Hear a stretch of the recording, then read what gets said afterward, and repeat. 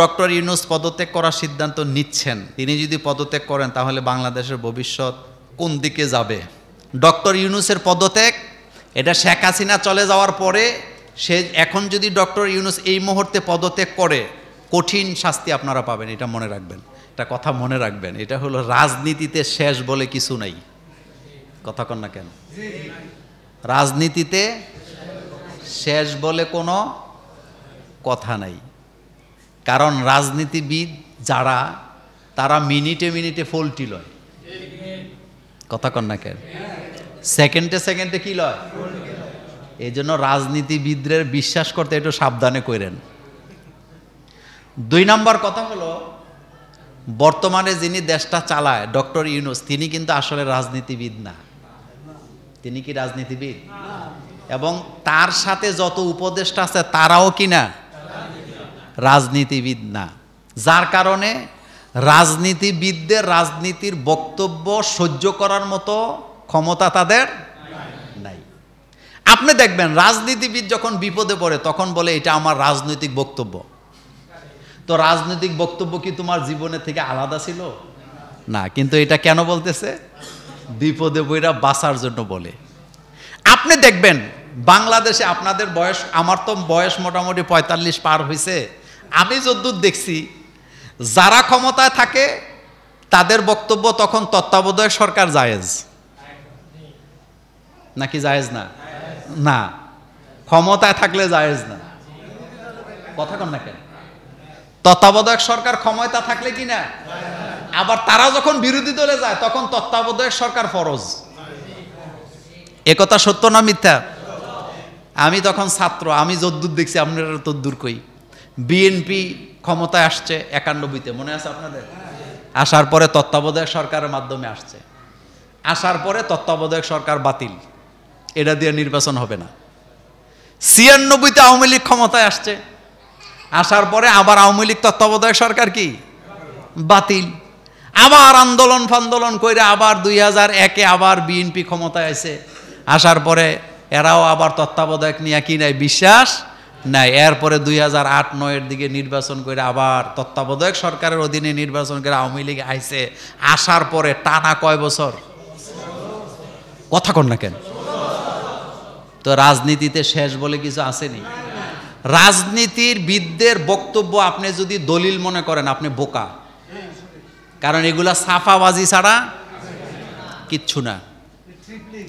এই চাপাবাজিটাই আমাদের দেশের গভর্নমেন্ট সহ্য করতে পারতেছে না, যার কারণে মনে করতেছে আমি এনো থাইকা লাভ কি, এর চাইতে আমি দূরেই কি ভালো ছিলাম। তবে একটা কথা বলি, যা অতীতে গেছে তো গেছে।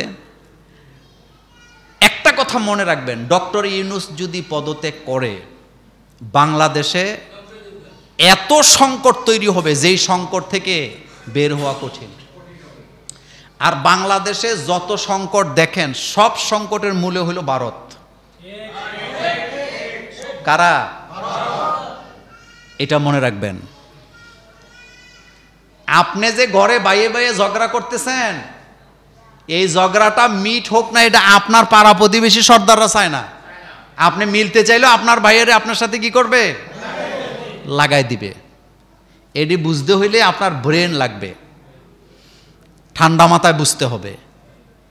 ভারত এই দেশকে কখনো শান্তিতে থাকতে দিবে না। আর ভারত কখনো এই দেশে ইসলামকে মাথা চাড়া দিতে দিবে না। আপনি মানেন চাই না মানেন, এটা আপনার ব্যক্তিগত ব্যাপার। কারণ এই দেশ দুর্বল থাকলে ভারত লাভবান। পৃথিবীর কোন দেশ দুর্বল হলে ভারতের লাভ নাই, কিন্তু বাংলাদেশ দুর্বল থাকলে ভারতের লাভ আছে। আপনারা যারা ভারতে গেছেন আমার সাথে পার্সোনালি কথা বলবেন, বাংলাদেশের কোনো মানুষ ভারতে গিয়া শান্তিতে হোটেল পাইছে, হোটেলে বুকিংয়ে পাইছে, মর্যাদা নিয়ে বাস করছে, একটা প্রমাণও আপনি দিতে পারবেন না। চিকিৎসার জন্য গিয়া লাঞ্ছিত হয়েছে। আমাদের দেশে একজন সাংবাদিক ছিল মুন্নিশা, আপনাদের মনে আছে? মুন্নিশা ঠান্ডা হয়েছে কবে জানেন? হ্যাঁ, ভারতে একটা সফরে গেছিল সে প্রধানমন্ত্রীর সাথে। যাওয়ার পরে হোটেলে শান্তি পায় নাই, ঘুমায়া শান্তি পায় নাই, খানা পায় নাই, লাঞ্ছনা বঞ্চনা খাইয়া এরপরে বুঝছে যে এতদিন কার দালালি করলাম, তারা তো আসলে আমাদের বন্ধু না। এখন আর মুন্নি সাহেব দেখেননি, আপনি এখনো ইউটিউবে সার্চ দিলে তার এই বক্তব্য পাবেন। সে লাইভে আইসা বলছে যে এখানে 1.5 পয়সার দাম আমাদের নাই। শোনেন, রাষ্ট্র পররাষ্ট্রনীতিতে আপনার সাথে আমার সম্পর্ক হবে ব্যবসায়িক, গিভ এন্ড টেক। আপনি দিবেন, আমি দেব, আমি দেব, আপনি দিবেন, নাকি? কিন্তু ভারত আমাদেরকে শোষণ করার চেষ্টা করছে 54 বছর। ভারতের ট্রেন আমার দেশে দিয়ে চলবে, ভারতের ট্রাক আমার দেশে দিয়ে চলতে পারবে, ভারত আমার করিডোর ব্যবহার করতে পারবে, আমার রেল লাইন ব্যবহার করতে পারবে, আমার সমুদ্র সীমা ব্যবহার করতে পারবে, কিন্তু আমি ভারত থেকে কিছুই পাবো না। মনে হয় যেন এটা একটা অঙ্গরাজ্য। এটা কি? আরেকটা কথা মনে রাখবেন, ভূ রাজনীতি বড় ভয়ানক। পাকিস্তানের লোকে মারামারি করতে গেছিল না? এটা বলে শেষ করি, গেছিল নি? থামছে নি? কথা কন না কেন? থামছে নি? এমনি এমনি থামে নাই। আপনি দেখেন তো তাদের অপারেশনের নামগুলা। ভারত তার অপারেশনের নাম দিছে কি? সিঁদুর। কথা কন কি? মানে সিঁদুর কই দেয়? কারা দেয়? তো পাকিস্তানও কম না, পাকিস্তান এটার নাম দিছে কি? বুনিয়ানুম মারসুস। কিন্তু আপনি কি জানেন এই শব্দটা যে কোরআনের? জানেন তো? বুনিয়ানুম মারসুস এই শব্দের অর্থ হলো, আল্লাহ পাক বলছেন তোমরা যখন কারোর সাথে যুদ্ধের ময়দানে নামো, সীসা ডালা প্রাচীরের মতো যুদ্ধ করে যাও, মানে পেছনের দিকে যাওয়ার কোনো সুযোগ নাই। ভারত যখন দেখছে সারা দুনিয়া ভারতকে বয়কট করছে, এখন কয় ঠিক আছে যুদ্ধবিরতি মানলাম। কিন্তু আমরা কখনো যুদ্ধ কি? কারণ ভারত পাকিস্তান যুদ্ধ হইলে সমস্যা সবচেয়ে বেশি আমাদের, কারণ আমরা মানচিত্রিকভাবে এমন এক জায়গাতে আছি। আরেকটা কথা বলে শেষ করে দেই, এটা হলো আপনারা মুছে তেল দিয়ে না যে ভারতের এখন আর বাংলাদেশে নাই, এটা মনে করার কোনো কারণ আছে না। এটা থাকবে, এটার প্রভাব থাকবে। এটা বুঝার জন্য কিছু ঠান্ডা মাথায় চিন্তা ভাবনা করা লাগবে। আমি কি চাই, আমি কি পাই, আমি কি করতে চাই, আমি কি করতে পারতেছি না, এটা বুঝতে হবে। সেজন্যে ডক্টর ইউনূসের পদত্যাগ, এটা শেখ হাসিনা চলে যাওয়ার পরে সে এখন যদি ডক্টর ইউনূস এই মুহূর্তে পদত্যাগ করে, কঠিন শাস্তি আপনারা পাবেন, এটা মনে রাখবেন। কেউ শান্তিতে থাকতে পারবেন না। হুজুর শুনেছি একটি গরু সর্বোচ্চ 7 ভাগে কুরবানি করা যায়। এখন আমার প্রশ্ন হচ্ছে, 1 ভাগে কুরবানি কি 2 ভাই মিলে করা যাবে? না, 1 ভাগে 2 জন হইলে তাইলে এটা কয়টা হয়ে যায়?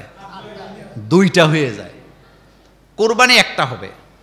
ওই যে কথা আগে বললাম, চুলা যদি একটা হয় তাহলে কোনো সমস্যা কি? কিন্তু চুলা যদি বাঘ হয়, আপনার বাঘটাও কি হবে?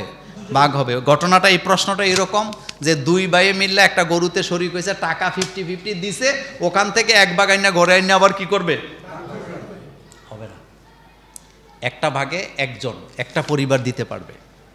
এই জন্য এই ব্যাপারে সতর্ক থাকবেন, শরিক নিতেও কি থাকবেন? সতর্ক থাকবেন। আল্লাহ যেন আমাদেরকে বুঝার তৌফিক দেয়। আমরা বলি আমিন।